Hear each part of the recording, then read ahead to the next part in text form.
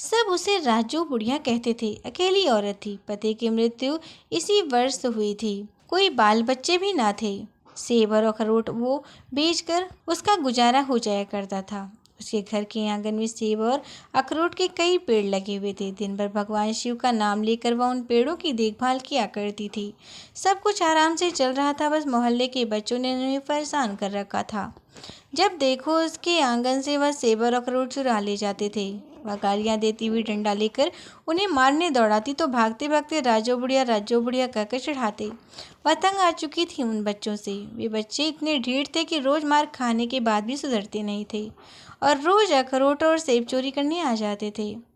रोज तो राजू उन बच्चों को लाठी लेकर दौड़ाती थी, लेकिन उस दिन उसने ढेर सारे पत्थर इकट्ठे कर लिए थे। सोच लिया था कि उसने कि आज अगर कोई बच्चा चोरी करने आया तो उसे पत्थर फेंक के मारेगी। वह दिन भर इंतजार करती रही, लेकिन कोई बच्चा नहीं आया। शाम होने लगी थी।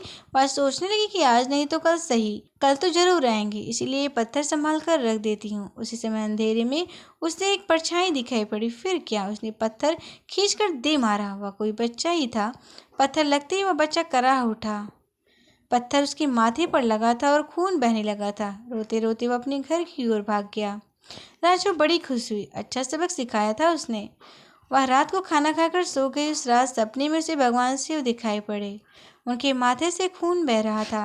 माता पार्वती ने उनसे खून बहने का कारण पूछा तो बोले, आज मेरी एक भक्तन ने मुझे एक बच्चे को पत्थर से मारा। उसे छोटे बच्चे को जो दर्द हो रहा है वही दर्द मुझे भी हो रहा है। उसके माथे से निकला रक्त ही मेरे माथे से बह रहा है। मेरी भक्तन होकर घोर पाप किया उसने।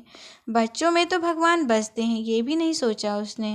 राजू की नुत खुल गई। उससे अपने किए पर पछतावा होने लगा। इस बात का उसके हृदय पर इतना आघात पहुंचा कि वह बीमार पड़ गई। उसकी अगली सुबह गांव के बच्चे आए तो उन्हें राजू दिखाई नहीं दी। उन्होंने मजे से ढेर सारे सेब और अखरोट तोड़े, पर न राजू बाहर आई न उसकी गालियों की आवाज़ आई। पूरा दिन निकल गया। शाम हो गई।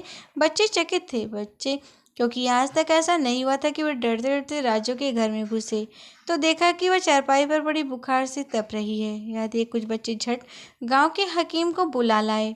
कुछ बच्चे उसके माथे पर पानी की पट्टी करने लगे। कुछ अपने घर से खिचड़ी ले आए। हकीम आए और राजू को दवा देकर चले गए। बच्चे उसकी सेवा टहल कर करते थे। यह देख राजू की आंखों में आंसू बहने लगे। वह सोचने लगी कि मैंने इन बच्चों को कितनी गालियां दी, कितना मारा है, फिर भी ये लोग मेरी इतनी सेवा कर रहे हैं। कुछ दिनों में वह स्वस्थ हो गई। अब वह बदल गई थी। उसे समझ आ गया था कि सबसे हिल मिल कर रहने में ही सच्ची खुशी है। उसने अपने आंगन का बाग उन बच्चों के लिए खोल दिया था। अब वह उन बच्चों से बहुत प्यार करती थी।